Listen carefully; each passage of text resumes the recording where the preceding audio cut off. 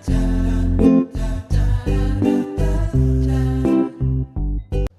Friends, welcome to my YouTube channel. मैं Dhruv channel आप सभी का स्वागत करता हूं आज के इस वीडियो में, जिसका नाम है तराजू वाली क्लास।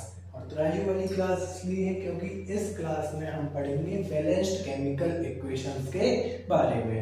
आखिर ये बैलेंस्ड केमिकल इक्वेशन होती क्या है? हिंदी में इसको बोलते हैं संतुलित रासायनिक अभिक्रियाएं। तो आइए, चाहे हिंदी मीडियम स्टूडेंट्स हो या इंग्लिश मीडियम, सभी लोगों के समझने के लिए वीडियो है।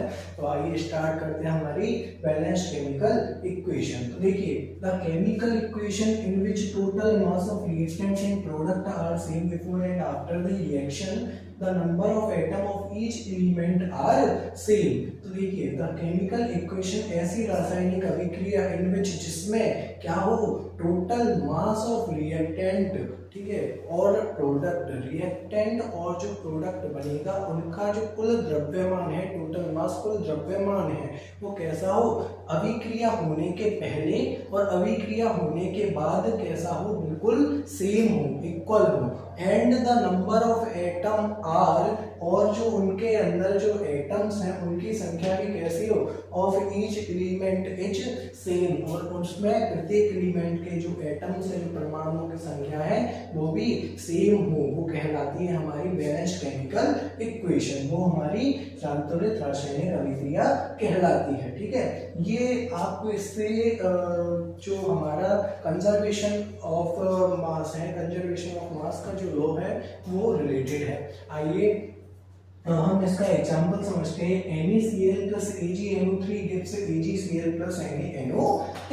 तो देखिए, NaCl माने sodium chloride plus AgNO3 silver nitride, ठीक है, ये दोनों जो है मिलकर क्या करते हैं, AgCl और NaNO3 का निर्माण करते हैं। अब इसमें जो Na की संख्या है एटम्स की, Na के एटम जो है वो केवल 1 है और Cl का भी एटम कितना है, 1, ठीक है। तो NaCl का एटम कितना हुआ, 1, और AgNO3 इसमें Ag का 1 है, N का 1 है और O के 3 एटम्स हैं। तो यहाँ पर और यहाँ पर जो अभिक्रिया हुई उसके बाद में जो हमें प्रोडक्ट मिला, तो प्रोडक्ट में भी क्या है, उनकी संख्या सेम है, वो कहते हैं इक्वल है। अब लेट सपोज कीजिए अगर यहाँ पर हमारा 2 होता तो हमारा, अब यहाँ पर ये केमिकल इक्वेशन जो है वो कैसी है, अभी अनबैलेंस्ड है या बैलेंस्ड है, आप मेरे को बताइए।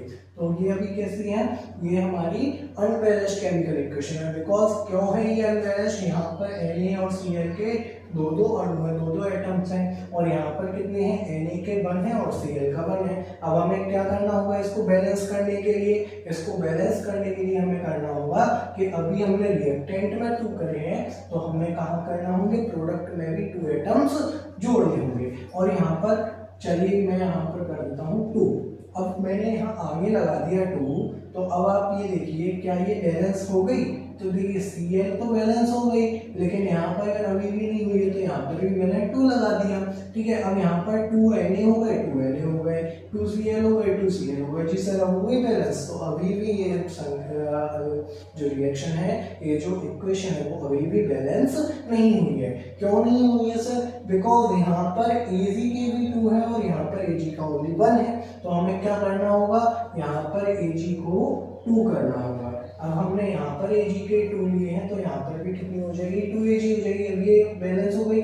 और यहाँ पर N2 है, यहाँ N2 है और यहाँ पर O3 इंटू 2, तो 3 2 से कितने होते हैं, 6। तो यहाँ पर भी O3 और 2 मीन्स यहाँ पर 6 ऑक्सीजन है। डेट मीन्स ये जो है वो कैसे हो जाएगी, बैलेंस हो जाएगी। आइए एक छोटा सा एग्जांपल देकर मैं आपको समझाता हूँ। देखिए, हमारे घर में आलू की सब्जी बनती है, तो आलू की सब्जी में जो टेस्ट के लिए, जैसे कभी कभी हम बोलते हैं मम्मी सब्जी में नमक ज़्यादा हो गया, ठीक है, यहाँ सब्जी में नमक बिल्कुल परफेक्ट है, बैलेंस्ड है, ठीक है। तो उसमें हम क्या करते हैं, जैसे मम्मी ने हमारी आलू की सब्जी बनाई, आलू की सब्जी में हमने डाला कितना, आधा टेबल स्पून नमक डाल दिया, ठीक है। हाफ टेबल स्पून क्या किया हमने, सॉल्ट उसमें मिक्स कर दिया। अब जब सब्जी बनी हमने कुकर में उसको हीट की प्रेजेंस में हमने उस सब्जी को बनाया, और उसके बाद जो सब्जी बनकर तैयार हुई, जो प्रोडक्ट बनकर तैयार हुआ, क्या उसमें नमक की मात्रा बढ़ जाएगी, क्या उसमें नमक की मात्रा कम हो जाएगी, या नमक जो आधा चम्मच हमने डाला था वो उतना ही रहेगा? ये आप मेरे को पहले कमेंट बॉक्स में बताइए, फिर मैं आपको बताता हूँ। तो देखिए, अब इस सब्जी में क्या रहेगा, नमक जो हमने पहले डाला था वो उतना ही रहेगा। डेट मीन्स क्या हुआ, रिएक्शन होने के पहले, सब्जी बनने के पहले क्या हुआ, जो उसमें रिएक्टेंट की मात्रा थी वो सब्जी बनने के बाद भी उसी मात्रा में रिएक्टेंट रहा। तो यही कहलाती है हमारी बैलेंस्ड केमिकल इक्वेशन। अगर आपको वीडियो पसंद आई हो, समझ में आई हो, तो एक बार लाइक, शेयर और कमेंट जरूर कीजिएगा और सब्सक्राइब करिएगा मेरे चैनल को आगे ऐसे ही मजेदार वीडियो देखने के लिए। Thank you very much.